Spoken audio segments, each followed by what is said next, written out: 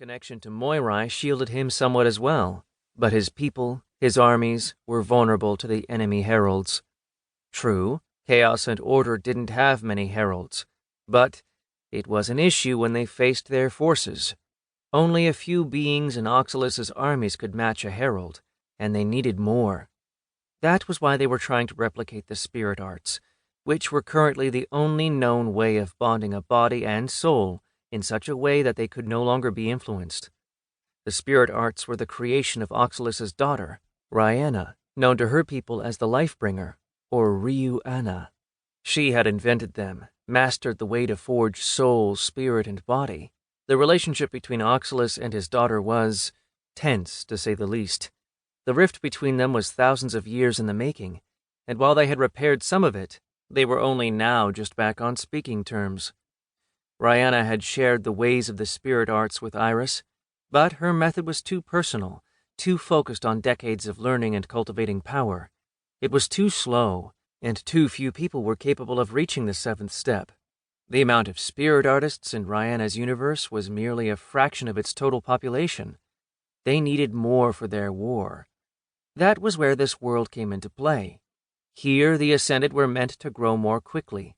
Nonetheless, their experiment hadn't borne fruit, not until recently.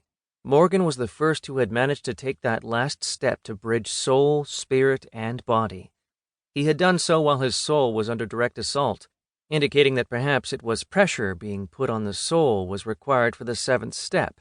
It was not required for true spirit artists, but the Ascended were not counted among them, as their method of advancement was too different. Now, with Moirai waking, and their having data on how an Ascended could achieve the seventh step, things were looking up. "I'm leaving," Oxylus said, his eyes still looking through the window at Moirai. "Where to?" Iris asked as he turned around and started walking. He gestured with a hand, and space split open in front of him. He passed through and disappeared from all the sensors she had on the world, but not really from her sight. A projection of her on the world remained where she was, while another appeared in front of Oxylus in another universe, just as he stepped out of the crack in space.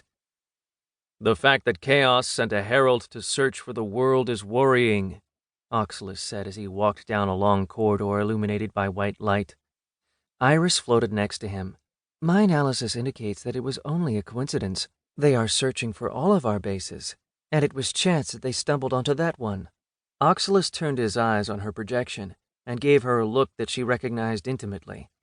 "Fine," she sighed. "It is worrying.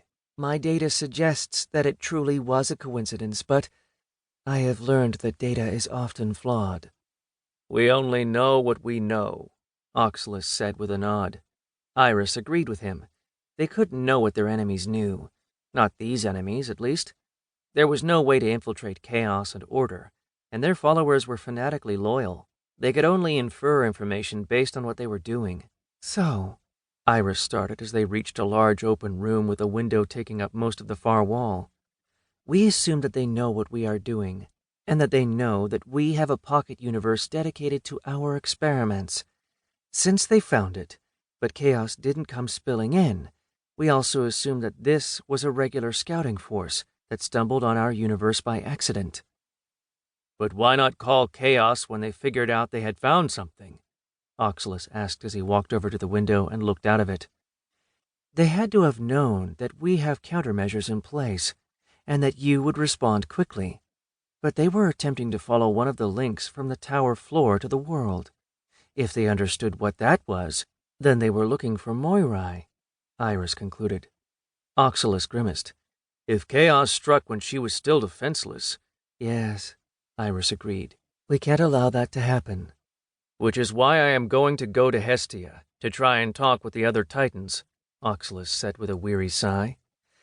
"You sure you want to do that?" she asked. "Hestia might be willing to talk with you, but the others? They definitely haven't forgotten your cracking Athoria in half, and I doubt they will forgive, especially since you've been less than respectful when speaking with them." "Because they are arrogant fools, and act like children despite being millions of years old." "Uh-huh. And you definitely don't act like a child, ever." He turned his eyes on her and glared. She raised an eyebrow.